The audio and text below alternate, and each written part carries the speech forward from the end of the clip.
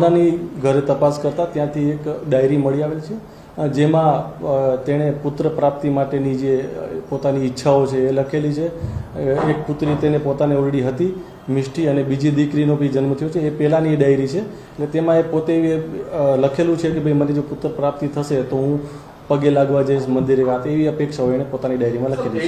તેમજ તેની જે માતા છે, જે મરણ જનાર છે, તેની માતા ભાવના, તેમના પણ સેમ્પલો કેડી હોસ્પિટલથી લઈ અને NFSU તરફ મોકલવામાં આવેલા હતા, અને જેનો રિપોર્ટ આવતા તેના જે બ્લડ છે તેમાં એલ્યુમિનિયમ ફોસ્ફેટ અને ઝીંકની હાજરી મળી આવેલ છે.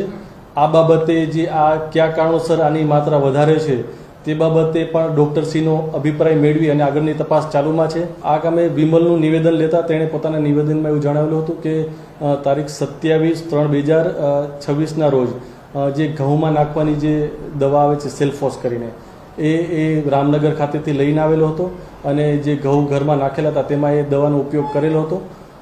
ટોટલ 10 જેવી પડીકી લાવેલો હતો તેવું તેણે પોતાના નિવેદનમાં જણાવેલું છે, અને 2 પડીકીઓ 8 પડીકીનો યુઝ કર્યો હતો, અને 2 પડીકી વધારાની પડી રહેલી હતી. તે અમે તપાસ કામે લાવેલા છીએ. ઘરની વીજળી સ્વયં બનાવવા આજે સે સોલારનો સંપર્ક કરો.